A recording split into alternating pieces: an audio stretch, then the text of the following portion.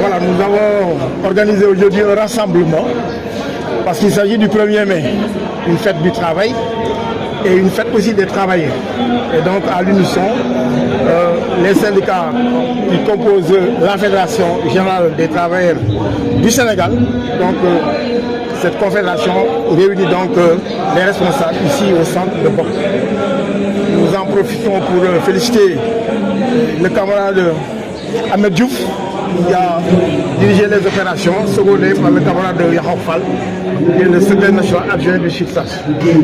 Pour ce qui est maintenant de cette journée, assez rapidement, donc, nous allons procéder à la décoration de certains de nos membres, tant au niveau du SUTSAS qu'au niveau donc, de la Poste. Et nous avons l'honneur d'avoir à nos côtés le DRH de la Poste et la représentante du ministère de la Santé, donc Madame Ba, qui est là. Bon, donc à la suite de cette décoration, nous allons remettre une motion de félicitations au directeur général de D-Média, à la personne de Bougane Gueye Dany, pour son innovation. Une innovation salvatrice, Baby Blue, qui permet à travers les capteurs donc de la ceinture d'une femme enceinte de pouvoir détecter les bruits du fœtus et aussi les bruits du cœur même de la femme. Et ça permet donc de prévenir certaines maladies, de protéger la grossesse. Et cette innovation qui a été primée à Genève, donc avec une médaille d'or, cette innovation permettra au ministère de la Santé, dans les zones où il y a encore des déserts médicaux, donc de pouvoir sauver la vie des femmes et des enfants. C'est une innovation majeure et aussi salvatrice en tant que syndicat de la santé et de l'action sociale par ailleurs. Et par rapport aussi à nos revendications, celle d'une santé plus préventive que curative, et par rapport à ce déficit criard en gynécologue, en médecin, en sage-femme, etc., nous pensons que cette innovation donc, pourra, disons, combler certains gaps. À la suite de quoi, maintenant, nous allons présenter le livre gris. Le livre gris, pour ne pas dire le livre gris, c'est exactement le livre gris de André Guessoum, parce que le gouvernement nous avait proposé un livre blanc. Et qu'est-ce qui nous motive? C'est parce que quand le gouvernement parle d'un livre blanc, alors qu'à chaque fin d'année, pour ne pas dire à chaque 1er mai, le ministère du Travail fait un bilan. Hier, vous avez vu le président du Haut Conseil du dialogue social donner son rapport. Donc il n'y a pas lieu de faire un livre blanc. Pour nous, un livre blanc, c'est pour se blanchir. Ce livre blanc n'est pas destiné aux travailleurs, mais au public.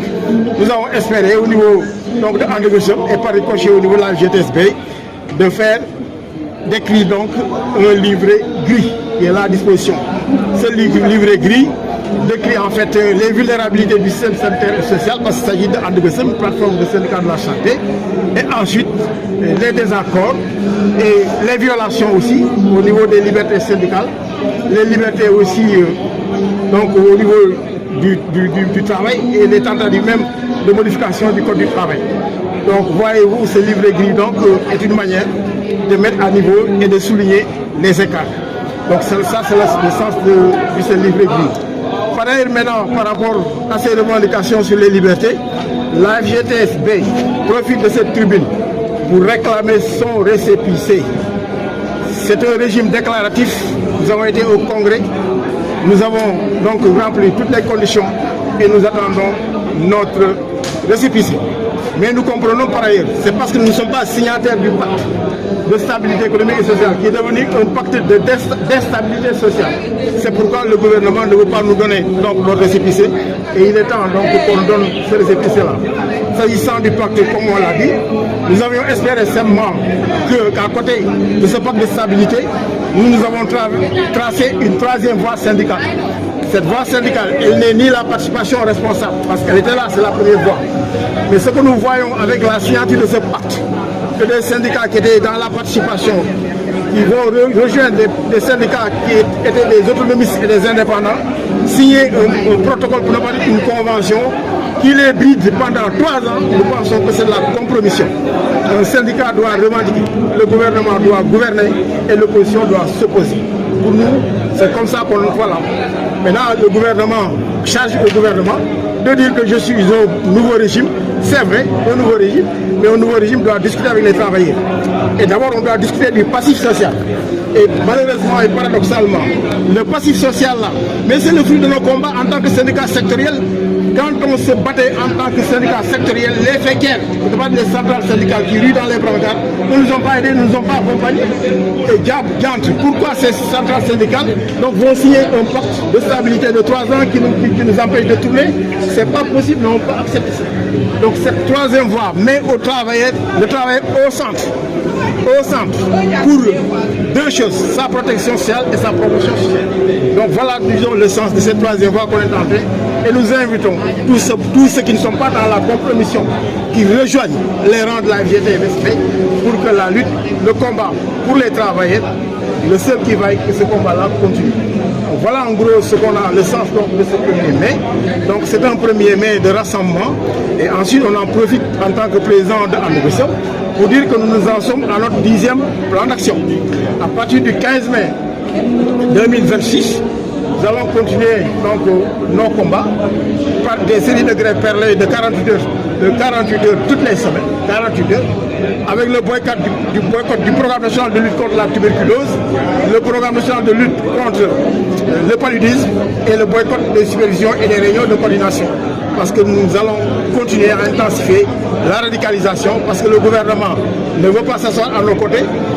Le ministre de la Santé, désolément, on ne le voit pas aux négociations à côté du gouvernement pour plaider. Or, tout se passe au niveau de la santé et de l'action sociale. L'action sociale aujourd'hui à volo. Vous avez vu le spectacle que vous avez vu à la mairie de Pékin ailleurs. Les filets sociaux, il y en existe plus. L'action sociale a été démantelée complètement. On nous parle de protection sociale et de solidarité, alors qu'il s'agit d'une action sociale plus englobante qui a fait l'objet d'assises nationales de l'action sociale. Et de ces recommandations sont issues donc ce qu'on appelle la loi d'orientation sociale, qui a donné aussi la carte d'égalité des chances. Et aujourd'hui, quel est le sort de cette carte d'égalité des chances? Sur un potentiel estimé à 2 700 000 personnes en situation de handicap, on n'a produit que 100 000 cartes de 2016 à nos jours. Je vous dis bien 100 000 cartes de 2016 à nos jours. Sur 2 700 et quelques, ils sont en devoir d'avoir ils sont en devoir de recevoir cette carte d'égalité des chances, parce que la carte d'égalité des chances permet aux handicapés aussi d'être à charge égale avec la personne valide. Maintenant, non seulement cela, mais on a appris aussi qu'ils ont sorti du registre unifié de la bourse de sécurité sociale, on a enlevé 25 000 handicapés, prétextant que la carte a duré 5 ans et que donc aujourd'hui ils ne sont plus en mesure d'être éligibles au niveau de ce filet social. Or, un handicap, mais c'est pour toute la vie. Il n'y a pas de handicap, surtout des handicaps sensoriels et moteurs, des polios, etc. C'est des polios, c'est des paralysies irréversibles. Nous pensons que là aussi on a fait faux. Donc c'est un problème assez sérieux. Donc nous réclamons une santé plus préventive que curative et une action sociale donc, qui est là au chevet de toutes les populations. Voilà en gros le labo Nyambas.